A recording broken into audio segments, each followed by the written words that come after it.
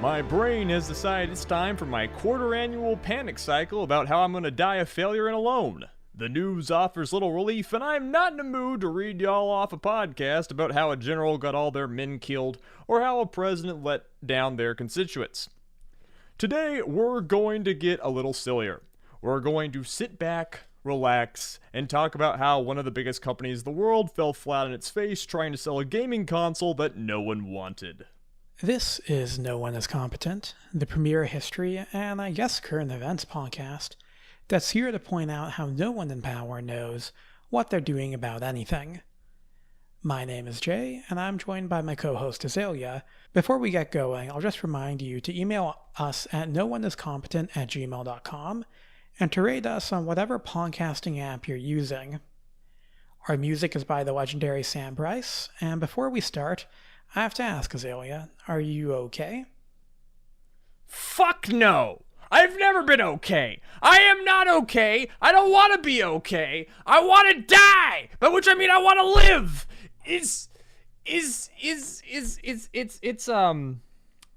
I have been going on a bunch of different medications for my new psychiatrist recently, so that's been messing with my system.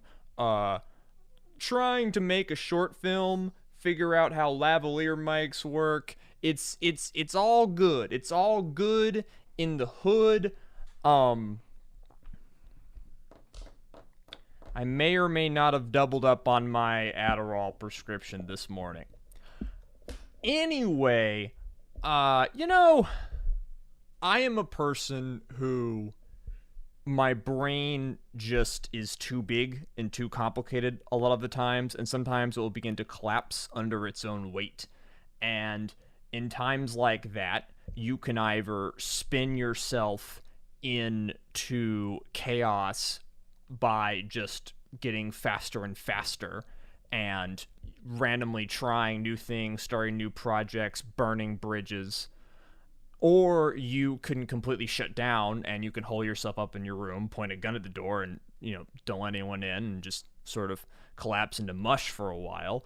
Or you can continue to stick to routines. You can continue to stay the course and just pull yourself back into a controlled state and know that eventually things will get better, because things always get better. And that's what I'm doing right now. We're doing our bi-weekly podcast, and I am frankly excited for it. I did get a little too into this episode, Jay. You gotta stop letting me lead these things, because I just go on these weird research madness spirals and start rewriting scripts and doubting myself and learning way more about cloud gaming technology than I ever wanted to possibly learn. Well, I mean, that's the fun part of researching. I guess a part of it for me is, I'm an author by training. I write books for fun, and when you write a book, you can control everything in it, and you can craft the world you want to exist. And with research, you have to describe what is already there. And sometimes some of your preconceived notions can be proved wrong while you're researching, and things get more complicated, and suddenly the script is at 16 pages long. When did this happen?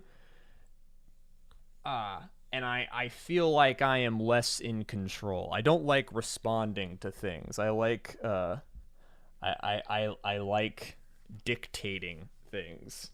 Yes, you're making things up. But I will say this episode started as a piece about how the Google Corporation is stupid, and while it is about that, it's also about how half a dozen other corporations are stupid. So that's nice, right? Yeah.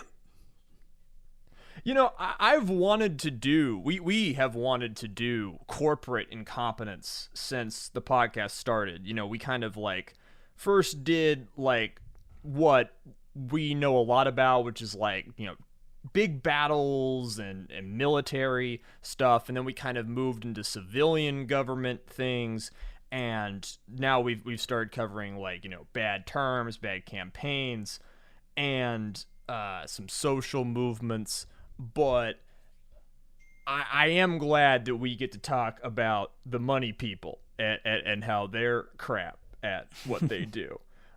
Originally, I was going to start with Enron, but like I read like half a page of the Wikipedia article for Enron and my eyes glazed over and my brain wanted to self-destruct. So I was like, no, let's actually talk about gamers, gaming, the best thing. Are you excited to talk about gaming, Jay?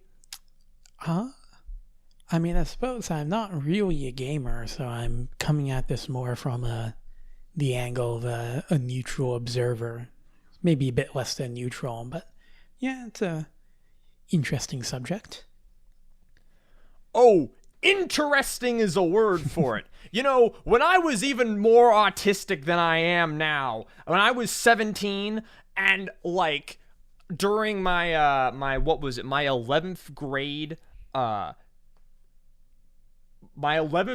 yearbook, I got everyone in the class to sign it, and people described me as interesting 17 times, Jay. And let me tell you, that was not a compliment.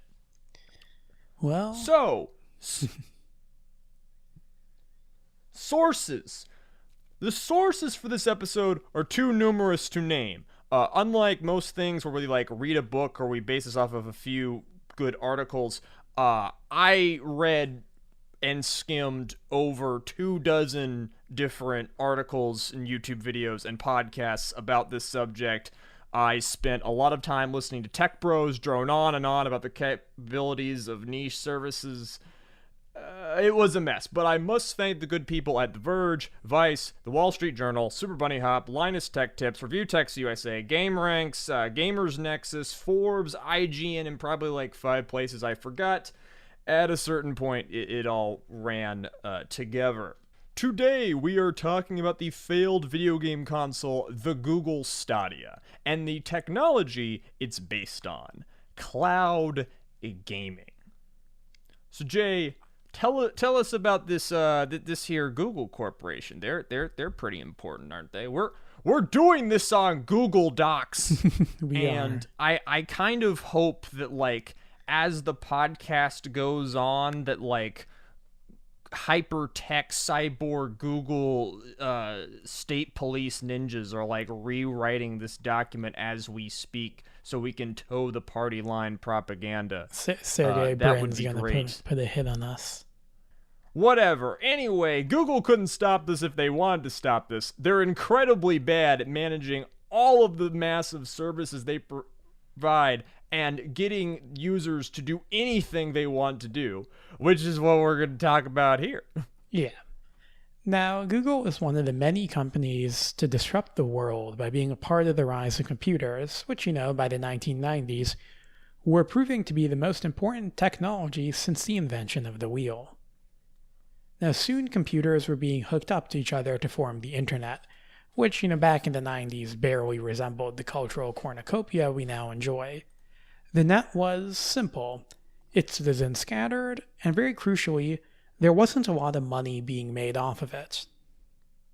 In 1996, 2 PhD students at Stanford University, named Larry Page and Sergey Brin, along with a few other compatriots, began working on a better way to construct a search engine on the internet and find websites. To massively simplify the nerdy shit, what they did was create a program that mapped out the entire internet. It looked at all the websites, and it noted how many other websites connected to each website. Then they created a search engine that ranked websites based on how many other websites connected to the first website. How many times can I say website in 1 minute? Essentially, they ranked them by popularity or the number of connections.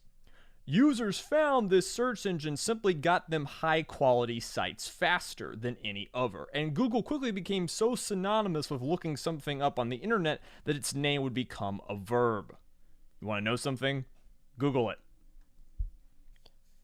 By 1998, over 60 million pages were connected to Google, And the service was beginning to generate money by placing ads on itself, the second great innovation. Google allowed folks to place ads on sites by associating these ads with keywords. So if you wanted to sell dog food, you could tell Google to put your ads on sites that featured the word dog or pet, and soon your ads would be placed on forums about dog walking and whatnot. This is how Google makes money.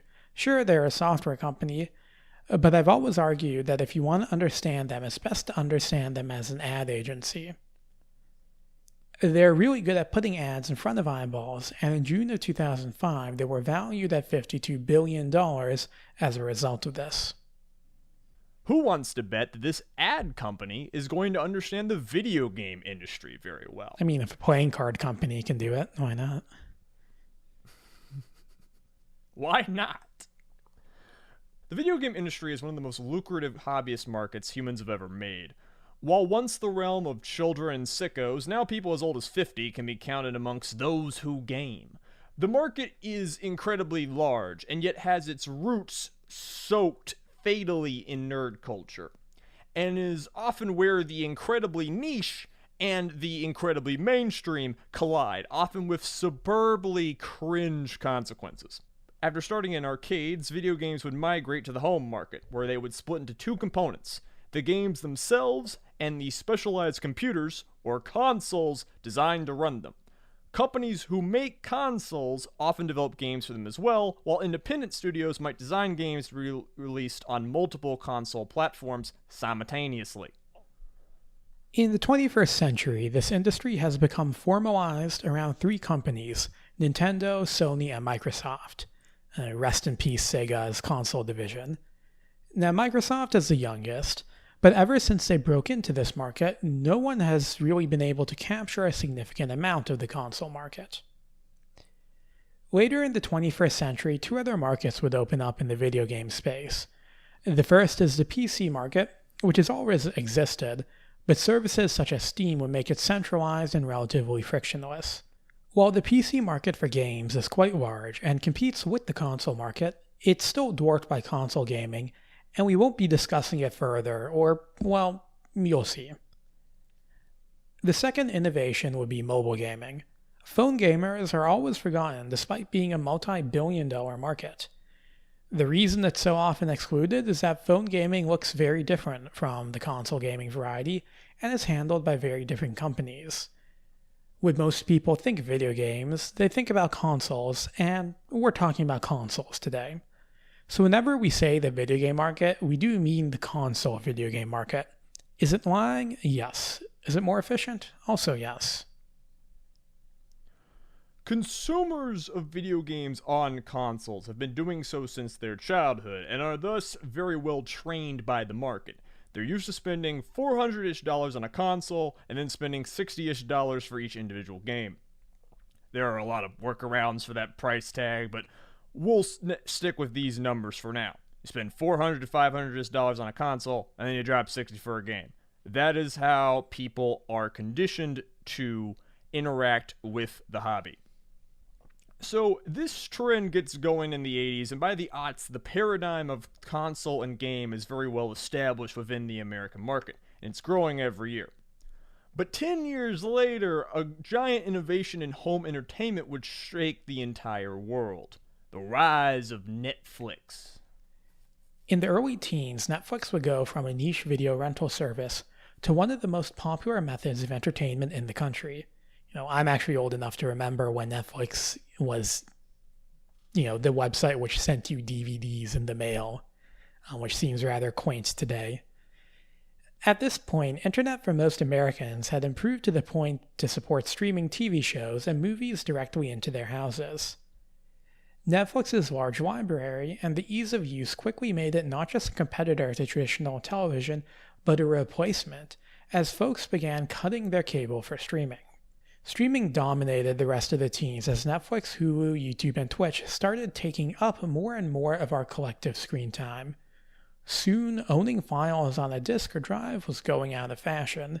Streaming was so cheap, so easy, and maybe we could just get all our content this way. Maybe we should try and stream a video game. And now for a very long, but still very condensed history of video game streaming not really working at all, kinda, sorta, maybe. Let's get into it. Streaming works by companies using massive farms of servers all across the world to connect with the computers of their users. All of the content is stored on these servers, which is sometimes called the cloud. When users select what they want to watch, that video is then played on the server, with the results being sent or streamed to the user. The stronger the internet connection, the faster the video loads in. We all remember when it took 2 hours to buffer a 10-minute YouTube video. Or maybe you don't remember that, to which I have to ask why you're listening to this. I want you to think right now about your experience of streaming videos, podcasts, anything. While it's heavily convenient, it's not always reliable. American internet is far from consistent, and sometimes your connection will shit itself, and that's the live stream. Maybe you try and skip around too much in the player and the video freezes up and the server can't get you what you want fast enough. Streaming works the best when you have a consistent connection and also when you don't ask too much of it. Sitting back and not making a lot of demands is the easiest way to let the content flow to your eyeballs. It's worth noting this process requires much more bandwidth than other activities online. You're not just downloading something once. There needs to be a constant stream of data packets between the cloud and you. Interrupt that for too long and the whole thing goes to hell. And that's with MP4 files, which are tiny when compared to video games. Now let's think about this for a moment. First, you have to deal with the problem of much larger file sizes, but then you have to deal with the even bigger problem that video games are nothing like video files. Video games are, well, games. The player is making inputs, often constant inputs, often dozens of those per minute, and they're constantly receiving feedback from the program. If you're streaming a video, the player will download a while ahead of you. If there's hitches, the player will just wait for the signal to resume for a minute or two, and you might not notice anything is wrong. If a streamed game hitches, you're going to notice it a lot sooner. You're going to notice if you hit the jump button and your character takes a second before you jump. You're going to notice when an enemy winds up an attack and suddenly you take damage without seeing the attack go through. It's going to feel, and this is a highly technical term, like shit. I should probably mention, because we do try, the reason we're explaining like what a console is we do try and make all these podcasts for like people who know nothing. I have played video games since I was 7 years old, and it's very hard to describe how, for a lot of people, like how fast video games move, like how quickly you're pushing buttons and trying to hit things, how quickly you're responding to inputs. There are games like RPGs or turn-by-turn games that move a lot slower and that streaming is a lot better for. But if you're playing a game where you're, controlling a virtual car or shooting a virtual gun or, dodging a sword slash or whatnot, even like a few dozen milliseconds is noticeable in an amount of time. You expect to be able to move your character and the character moves in tandem. When that starts being delayed, you feel it immediately, and it is hard to describe how much it can destroy the enjoyment of the experience and how it can make stuff more or less unplayable. Gamers complain about lag. They just do. It is the worst. It's bad. Just take my word for it. As we'll get into, these days there are some uses of cloud gaming where it works somewhat or decently well. But for most of its history, the thing was held back by the fact that it just felt like ass. Most of the first attempts at cloud gaming were on the PC market. The idea was that cloud gaming could replace having a high-end gaming PC. Why spend thousands of dollars on a rig when you could essentially rent a high-end PC and have its actions streamed to you? It's basically the remote operation of a complicated machine over the internet. One of the first companies to offer this kind of cloud gaming was OnLive, who launched their service in June of 2010. OnLive's pitch was that it allowed users to demo and play games that their hardware wouldn't run. They said, pay us $15 a month, and we'll run the games for you. And 2 years later, they had laid off all their employees and were being restructured. A Guardian article at the time asserts that OnLive had a peak concurrent user base of only 1,800 people. Basically, the service offered games that were considered subpar to the blockbuster titles of the year. The company hadn't secured rights to the hottest games, and the games that it did have often stuttered and suffered from lag and low. Liquid Sky launched in early 2017 with all the promises of OnLive, along with claims that they could stream to an Android phone. But the service was far more expensive, experienced lag even in the best of circumstances, and those best of circumstances were with a wired Ethernet connection, without which the performance tended to shit itself. Liquid Sky was acquired by Walmart in 2018, and its service was shut down by the end of that year, with the company probably being retooled for other ends. We're going to come back to cloud gaming towards the end of the podcast, and we need to note that the technology improves every year. It's very easy to look at old sources and assume that cloud gaming is like completely broken and never works, but things are a lot smoother in 2022 with services like Raven and Nvidia improving on things, but there are some repeated issues. Games are often laggy even the best in scenarios, and that just means, again, they feel worse to play. Resolution is often locked lower than consoles or regular PCs. Game companies can actually legally demand their games be removed from their services. This is a problem that Nvidia has run into as a violation of their licensing agreement. And these services can often fail to work because too many users are online at once. Again, we're going to come back to cloud gaming because things have gotten a lot rosier than the early attempts, but for now, let's see how Google's doing. By 2019, Google, or Alphabet, which is what they kind of want you to call them, that's the official name of the conglomerate holding company, but we're going to stick with Google, reached a market capitalization of over $800 billion and would nearly reach $1 trillion by the end of the year. At this point, Google has become almost indispensable in the online software world, with products like Gmail, Google Drive, and Google's Chrome browser being widely used to the point of ubiquity.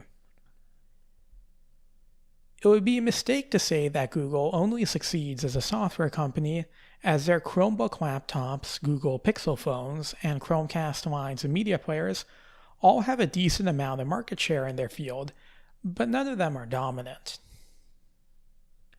When you look at Google hardware, from computers to internet hubs, you begin to notice a trend of modernity. None of their products stand out from a lineup of similar products doing the same thing. A Chromecast functions like a Roku or an Amazon Fire Stick does. Chromecast laptops don't seem to work much better or worse than their direct competition, or have many different features, and the only remarkable thing about the Pixel is how similar it looks to an iPhone.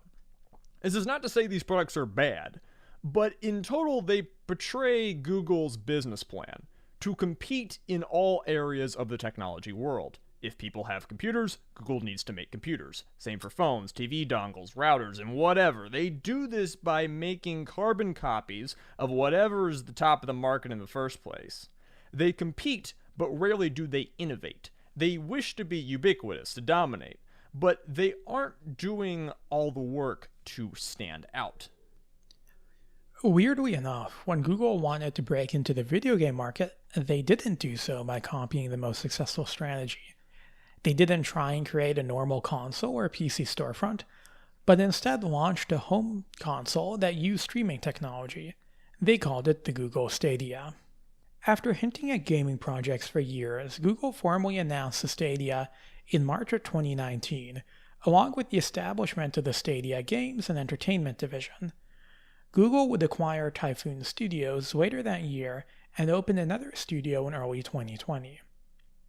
Google roped some rather high-profile industry veterans into heading these studios, such as former Santa Monica head Shannon Stutstill, but none of these studios would have games out by the time Stadia launched. Stadia would launch on November 19th of 2019 at around $130.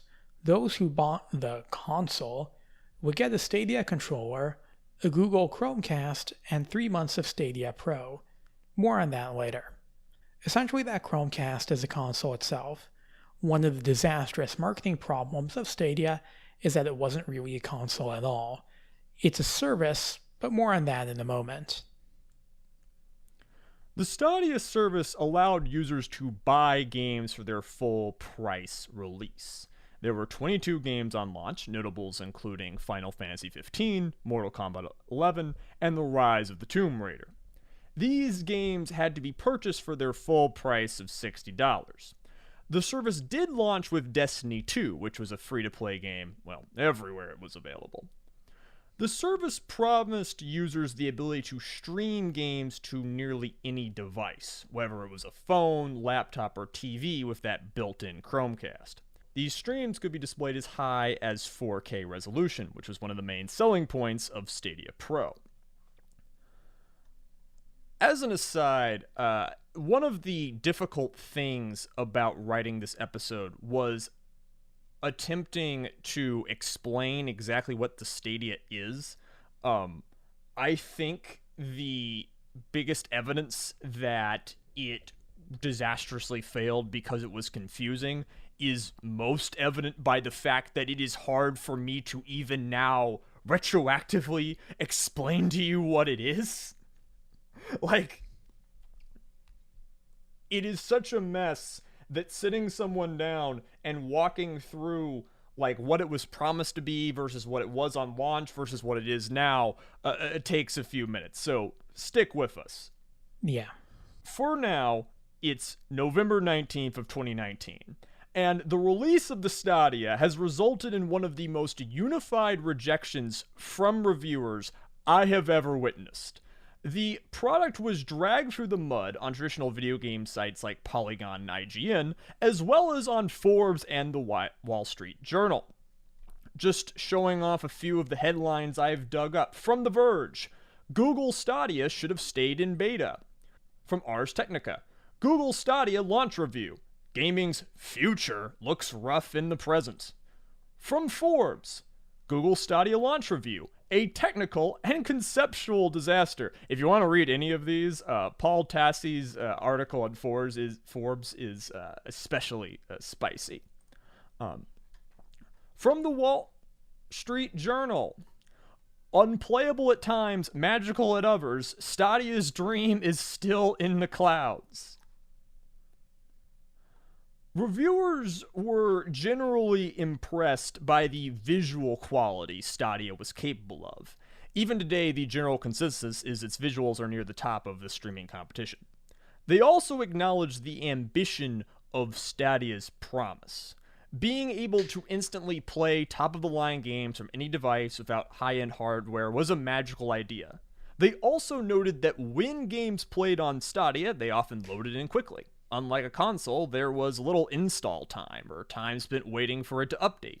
You turned it on and it started to work. The problem was it basically did not work.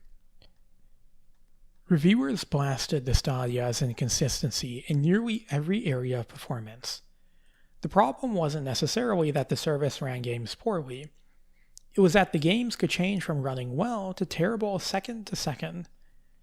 One could play for 20 minutes with no problem before hitting seconds of input lag that would destroy any experience. Quoting Paul Tassi of Forbes, I would get periodic stuttering issues with massive resolution and frame drops.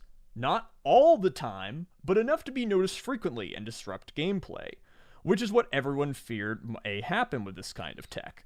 The intensity of the game didn't matter. It could be the graphically rich Red Dead or the cartoony GYLT.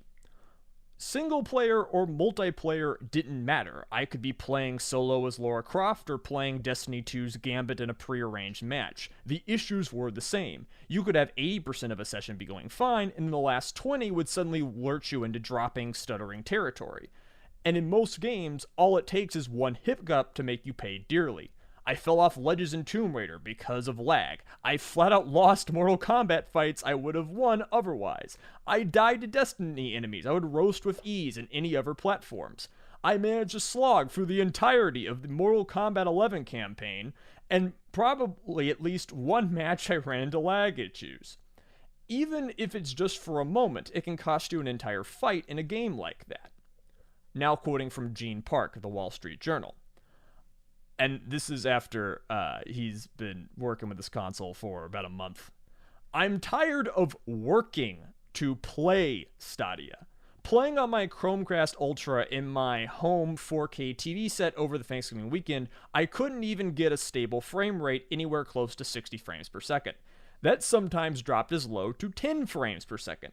Even on a Stadia-approved excellent internet connection at home, Google's Project Stream site also rated my internet Wi-Fi as great, yet these were the results. These reviewers also blasted the service for its tiny library of games, which included few of the year's hottest sellers. They also balked at the fact that Stadia expected gamers to pay full price for the games it did offer, even though those games were always going to run poorer than they did on the native system, and that online shooters and fighting games were going to be basically unplayable, as was the case for the launch title Destiny 2. Some of the reviewers also acknowledge this fact, but it's also worth noting that the vast majority of these journalists were playing their service in the offices in the United States coastal cities using the most powerful internet connections available. Those who attempted to take the system home or use it on Wi-Fi often noticed it becoming completely unplayable.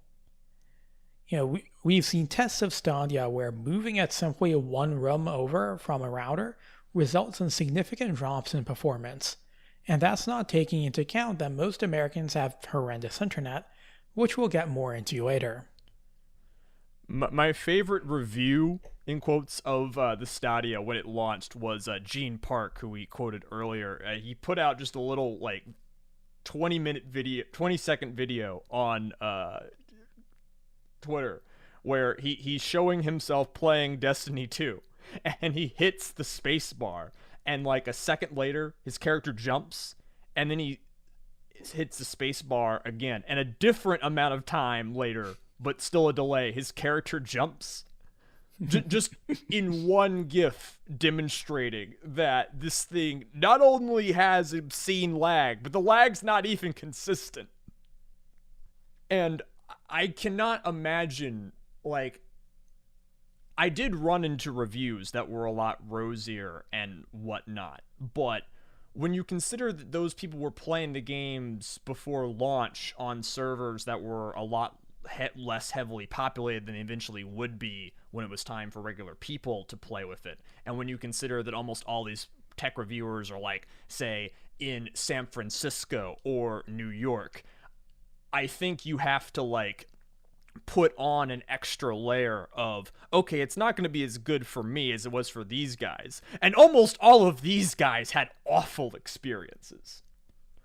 Now, it's impossible to know how well the Stadia sold or didn't sell, but the fact that Google didn't release the numbers was proof enough by how disappointed they were by their own product. Google is very happy to release numbers of, say, YouTube Music when it does well. They were very tight-lipped about how much the Stadia was selling. Less than 15 months after the launch of the console, Google would shut down Stadia Games and Entertainment and close Typhoon Studios. Development time for games exclusive to Stadia were essentially flushed down the toilet. By May, most of the leads on the program had left Google. Now, if you had asked Google about Stadia, they would say it's alive and well. And it is well alive. But both failed to rescape the world of gaming at launch and today. This is where things are going to get more complicated. There are two failures of Stadia. One that occurred at launch, and one that describes the current state of the platform and service. And we'll go into each of them separately. On launch, the Stadia's main problem was that it was marketed very poorly. It was unclear to the general public what exactly it was. Was it a console? Well, it didn't really have a box. It had a controller, but you didn't actually need that controller to use the service. And it was a service. You had to pay a monthly fee to use it, right?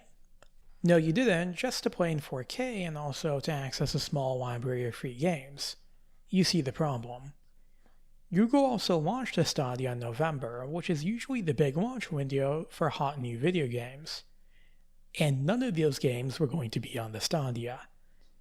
Remember, one of the biggest titles on launch was Final Fantasy XV, a game that had launched 3 years ago.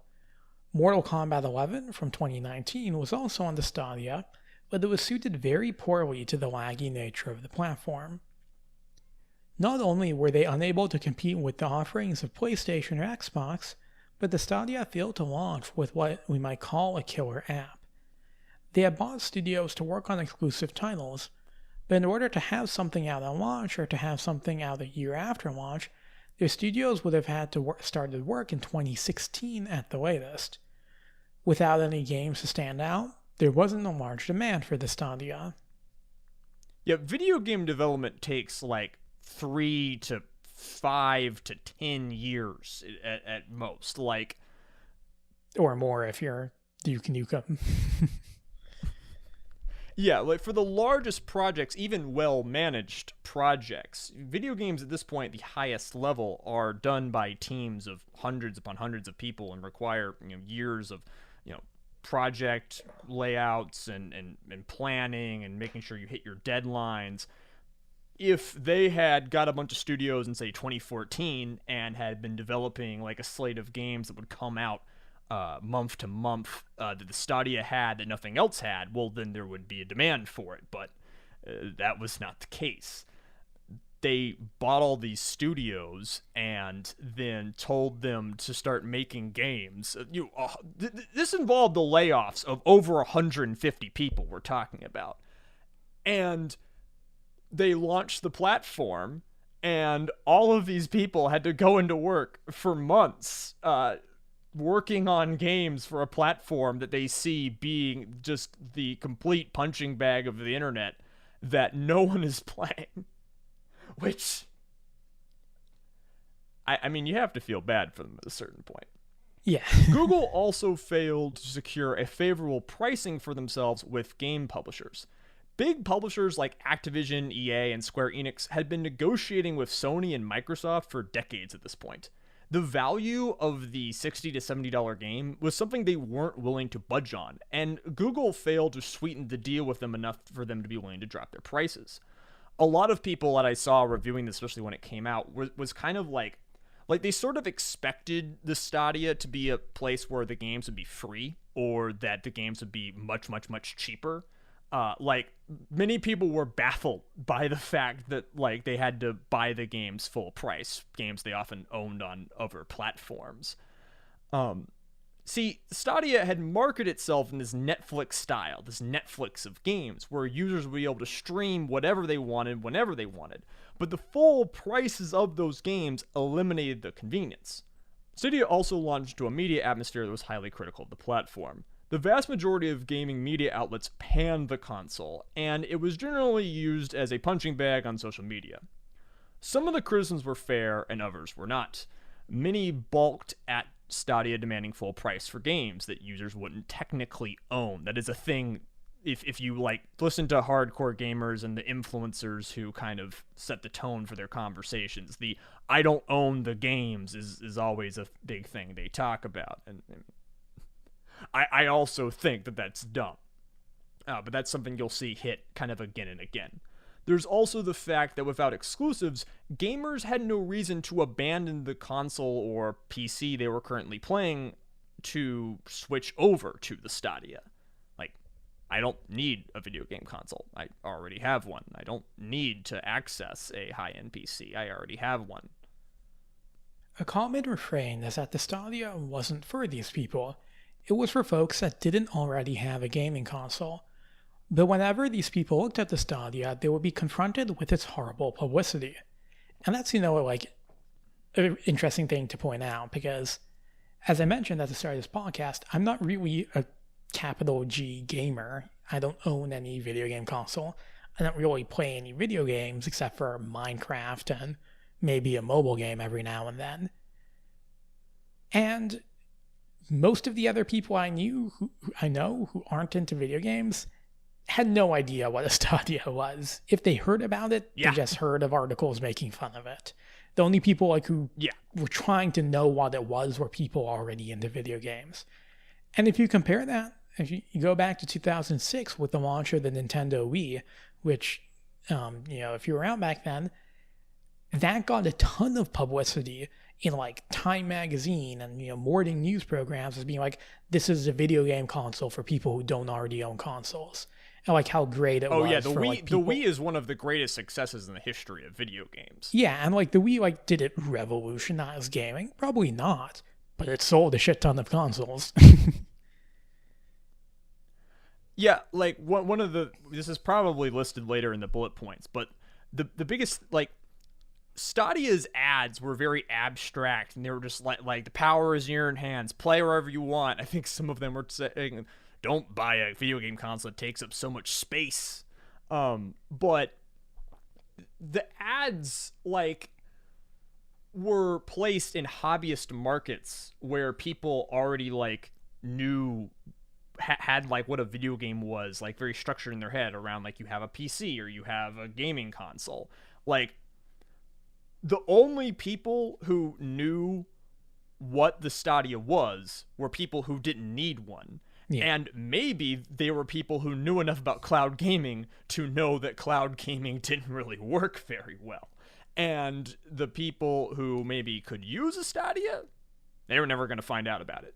Yeah. As for these new gamers, Stadia faced a problem even bigger than its poor marketing.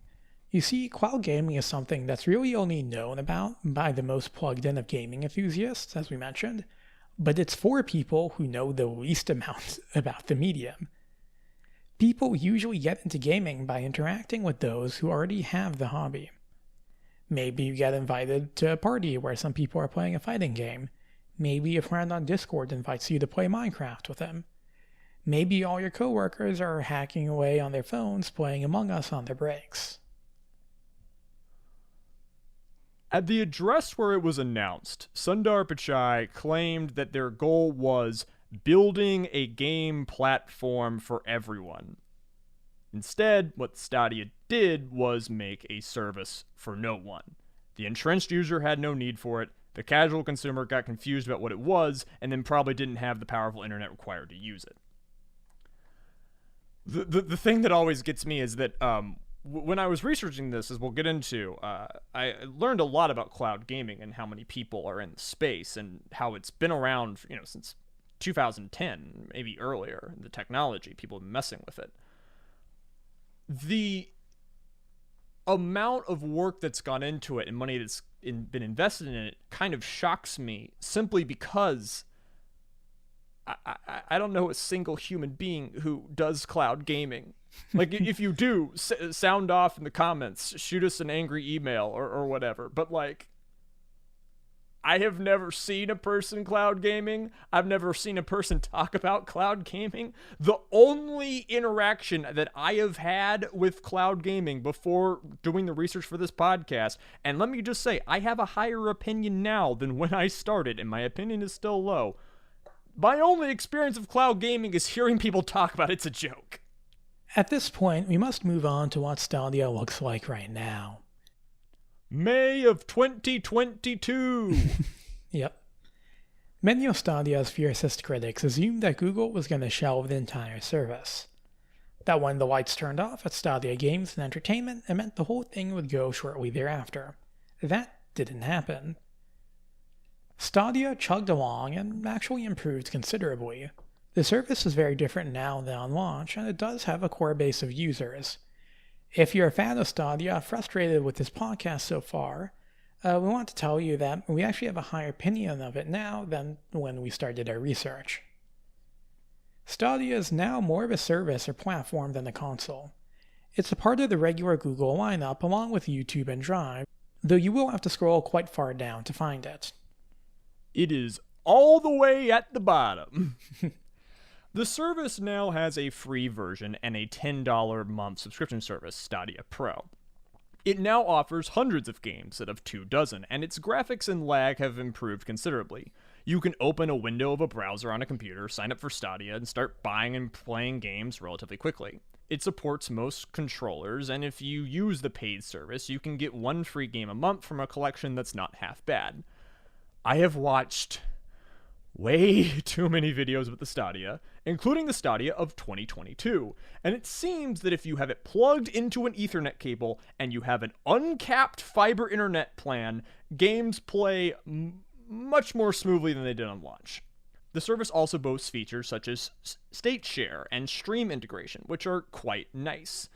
Games are often added to the Stadia soon after their general launch. Assassin's Creed Valhalla, one of the biggest games 2020, launched on Stadia at the same time it did everywhere else, as did Far Cry 6 of 2021. If you don't have any other way to play games, and you have a wired internet connection that's fast and uncapped, and you're willing to play slower games that don't require instant reactions, I actually think the Stadia is a fine option to do it. The problem is, I could say the same about a half dozen other services. And this is where we will come back to cloud gaming in general. If you look up cloud gaming in 2022, you're likely to hear about Stadia as one of many products being reviewed, rather than the only game in town. Amazon is offering a near identical service called Luna. Nvidia has their GeForce Now, and their Shadow Vortex Black Knight. And that's not all of Stadia's why can't I speak today? Their Shadow Vortex Black. What was that? I said you can't speak any day. Yeah. Their Shadow Vortex Black Nut, and that's not all of Stadia's competition. Long before Google was investing in cloud gaming technology, the titans that already run the gaming world were speculating in the space. Sony's PlayStation Now and Microsoft's Xbox Cloud Gaming, to name two. These services are able to take advantage of the customers that PlayStation and Xbox already have. They can take advantage of their exclusives already found on the platforms, and they can lean on their established credibility within the industry to offer deals that others can't. Microsoft are especially good at this, with their Game Pass service being one of the most affordable ways to interact with the hobby these days. The Stadia is on par, if lagging a bit behind all these newer services. Its disastrous launch turned its head start into an albatross that's weighing it down. Google's disinvestment in in-house studios means that even as the Stadia gets more stable and convenient, it won't have an exclusive game to lure users away from services that are increasingly identical.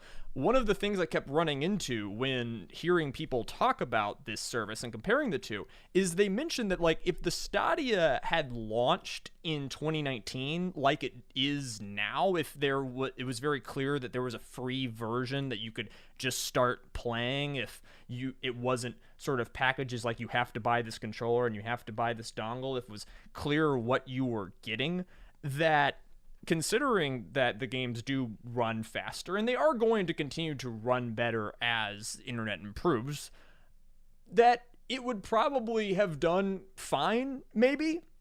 But then it stumbled, and Google completely pulled the plug. And by the time that people were starting to put out articles being like, hey, Google Stadia is like kind of all right. It's like kind of maybe the best way to play the mess that is Cyberpunk 2077, sort of kind of weirdly enough. You can do it if you want. Google had already disinvested all of their money. This is a company worth trillions of dollars.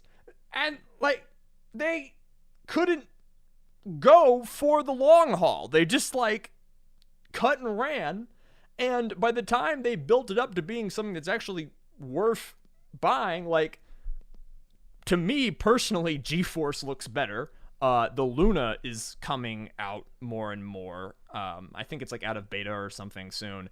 And like, I really doubt Amazon's ability because, you know, like, at least Nvidia is a gaming company, right? Like, Luna's probably going to fuck up even more than the Stadia is because I have no confidence in Amazon. But they're partnering with Ubisoft in a way that might make things better for them.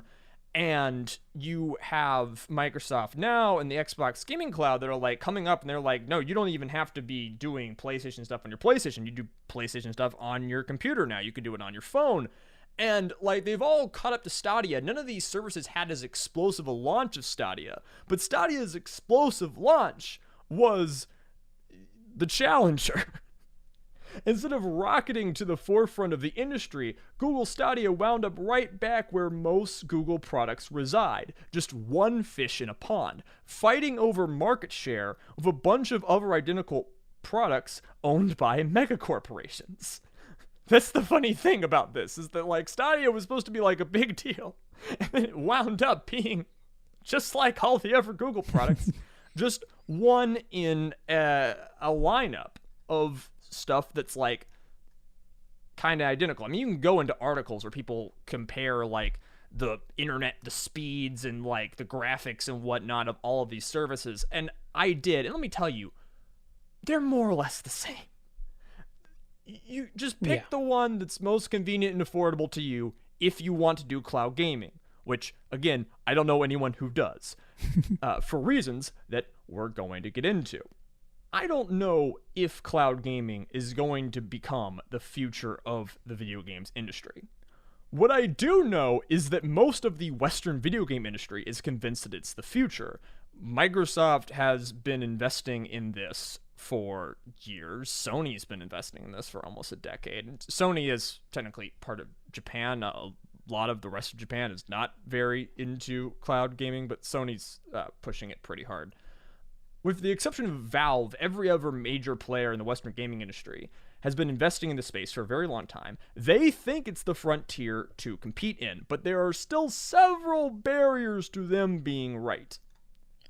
Yeah, cloud gaming suffers from all the problems that Stadia did. People who like games have already been conditioned to interact with them in person.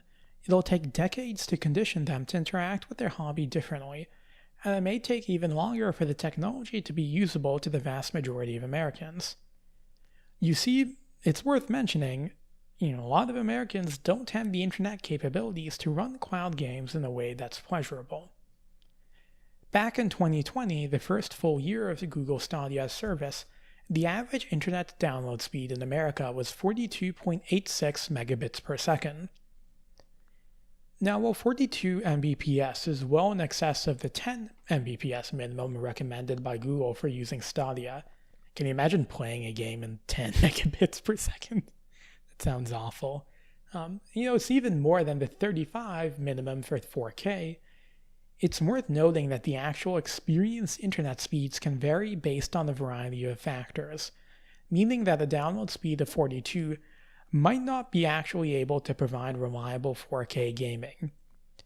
Upstream speeds, router capabilities, and internet congestion can all eat away at that figure. Additionally, as we've mentioned before, internet consistency is vital for services like Stadia due to the real-time nature of video game inputs, meaning that even the slightest hitch in a user's internet connection can lead to problems. And it's also worth noting that users in a significant swath of the country, generally those in more rural areas, are stuck with much slower internet speeds, sometimes only around 3 Mbps, due to aging infrastructure. While these individuals are a statistical minority, their existence shows why cloud gaming cannot yet be seen as a universal solution. Yeah, if you live in like northern Louisiana, Montana, Idaho, this ain't for you, Chief. Average internet speeds have increased year by year since Stadia's launch, going from roughly 42 Mbps in 2020 to 99 in 2021, 119 in 2022. On paper, then, Stadia seemed poised to benefit from the trend. And in reality, while increasing internet speeds are beneficial for the concept of cloud gaming, for many users, the ability to use such services are hindered by another aspect of internet service: data caps. Data caps are an artificial limit on data transfer imposed by many internet service providers on their customers. Extending these caps typically results in additional fees. Quoting from a study done by Broadband Now in 2021, 34 million gamers play 22 hours per week on average. If these individuals switched to using Stadia as their primary gaming platform, they would eat through even its highest data caps, usually around 1 terabyte or 1,000 gigabytes, coming in at roughly 1,386 gigabytes monthly. It's important to note that this assumes that users only use their connections to game with Stadia. That doesn't account for other activities like TV, movie streaming, video chatting, general browsing. It also assumes a one-user household. And that's even going beyond the fact that, like, speed isn't always the most important thing. It's connection. Like, going back to our original analogy with, like, Netflix and video streaming, like, the server for Netflix can, like, send a lot of the information ahead of time with the buffering system. So, like, it can buffer a video like 20 minutes ahead of you. And so if it hitches up for 2 minutes, you might not even know, because it would then reconnect and then keep showing you what you want to see. Video games can't work like that. You need constant input, and if the input snaps for a minute, you're done. Yep. Big tech likes to be in the business of predicting the future, and their massive sums of wealth allow them to take large bets on what this future is going to look like. Is there really a demand for cloud gaming? Or are all these companies fighting over the scrap of a niche hobby in the hopes that it will one day be the future? Are they, in a sense, inducing their own demand and continuing to invest so they can compete with the others who are also investing? We don't know. We don't know if cloud gaming is the future, nor do we know if cryptocurrencies are the future, or the metaverse, or any of these shiny pieces of technology that most of the country does not care about. All we know is that Google is one of the most powerful forces to exist in the human race. Okay, this is a company that is valued at over $1 trillion. And what we know about them is that these blessed trillion-dollar people tried to get into an industry that they didn't understand, using a technology that was not proven to work very well, and that they marketed it horribly, and then they bailed on it as soon as it didn't perform. They and their megacorporation ilk will skirt from one fad to the next. They will close themselves off in echo chambers and pay people to tell them how smart they are. They will tell the public a new project will reshape the human race, ignoring if anyone wants it or if anyone understands it. I know they will continue to fail to control the future that we have placed in their hands, because no one is competent.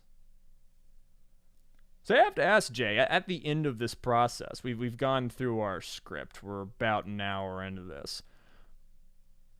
Like, how well do you even understand the Stadia? What does it sound like to you as a person who, like you're the target audience here? Like, you're a person who doesn't already have a gaming system.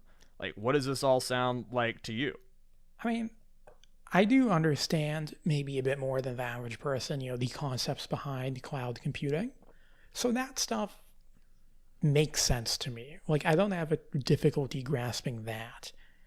I would say the difficult part is just like understanding like the exact like business plan of Stadia, or like exactly how it works. Like, I know there's like the little round dongle thing, but as we've mentioned, there was a lot of confusion in regards to pricing schemes and everything like that. And yeah, I would say like I understand the technical aspects of it and, behind the scenes a bit like the engineering. But I just don't get how they were so bad at marketing it, and how that marketing process led to a lot of confusion that like I was confused back in the day, and I just didn't really bother to look into it too much. And like until we, I suppose mostly you did the research for this episode, if it wasn't for this, I would still be largely confused as to exactly how Stadia was sold to the general public. One of the big things is that, video games are expensive enough to that cost is a serious barrier for a lot of people, quote unquote, getting in. And like Stadia, they said like we'll make it cheaper, and it's like, well, then the first thing they put out is this like $130 bundle, which again is a lot less than the alternative method, but that's still a like less than a chunk of change that people are just like happy with just casually throwing away on something they don't know whether or not it works. If Stadia just launched with all of Google's ad power and massive media blitz as just this free service where people could pay for the games and Google could take a cut. I mean, they could probably end up like just kind of competing with Steam as like just another storefront if their technology worked well enough. They were kind of ahead of the curve. And I mean, they already do that other services in mobile gaming, which is like, Android's, game marketplace, or whatever. I don't remember exactly what it's called, but their version of, the App Store, that's basically just what it is, just a place that sells games. There's no reason why they couldn't just do that for PC gaming. There's also the fact that they just like failed to like well integrate it. One of the things that utterly shatters my mind is how bad Google is at doing things despite how much they control. Like, why is it that if I go on to youtube.com right now, which Google owns, and I type in Rise of the Tomb Raider Let's Play, and I just like click on a random thing, that I don't automatically have something below it saying, hey, would you like to play Rise of the Tomb Raider on the Stadia? We can get you to in it right now. Because it is true that if I then like click on my thing and I go, okay, you want to go to all of the Google things, you want to go to Drive, and I wheel all the way down at the very bottom. Below Stadia for me is Google One, Travel, and Forms. That's how low Stadia is in the list. It's below Google Earth. It's below Google Books. It's below shopping. Below Photos. It's even below Google Meet. Jesus Christ. They didn't do that. And they could have shoved so much more money into the industry buying up people. They could have waited to have games ready to launch with it. They just utterly and totally flopped. And it's very interesting that like I do think some people are a little silly. I think some people over criticize the Stadia. A lot of people say in like 2021 after the entertainment division shut down assumed that Stadia was like about to go off. Like a lot of reasons people tell you don't buy games on the Stadia because you'll buy games, people will shut down the service, and then that money will just be flushed down the toilet. And Stadia could turn off their servers, 30 minutes after we upload this podcast, and we look like idiots. But at this point, they'll probably just keep doing it just so they can say they're competing with, Luna and Nvidia and whatnot. There's, a subreddit for Stadia. There's people who use it. There's people who like it. I'm not knocking them. But considering how instead of like rolling out slow like those other services did, saying it was beta, saying they were testing things, just wanting to have a launch, making people think it's a console, that this is like a replacement for your Xbox, this is on the same level as a PlayStation, instead of just being like Steam, but instead of buying the games, you stream them. I think things would have turned out a lot better for them. Probably. But it is not our job to mourn for the success or lack thereof of technical corporate titans. It's our job to shill ourselves. You can find Jay on Twitter at jharrys48. You can find me on Twitter at Azalea Wyatt. Please like, review, subscribe, do whatever there is to do on your platforms. We really, really appreciate it. We also really appreciate hearing from you at our email, nooneincompetent@gmail.com. Listen, Google makes a good service. I'll use it. Gmail works. It's fine. It's convenient. I would have so much respect for Google right now if, like, before my eyes, my, like, Gmail account and my YouTube accounts, like, just deleted themselves. Frozen, yeah. And, like, yeah, as soon as we upload this to Google Drive, there's, like, just this eye of Sauron that opens up and just says, "You have displeased us." Yeah. You know, at least that's cool. Yeah. But yeah, we really love hearing from people. We want to know what you want to hear about on this podcast. This will be far from the last corporate episode of corporate failure. We'll probably do, I don't know, maybe other gaming failures if this gets any success. I certainly could ramble on about, failures like, I don't know, everything from PS3 to Cyberpunk 2077 to the Wii U, and we can do, this podcast is going to go forever. It's fine. But let us know what you want us to cover. We are happy to please, because Jay is very flexible and I am an attention whore. And, that's about all I got to say. Jay, any plug I missed? No, I think that about covers it. All right, then. Thank you for listening, and y'all be good.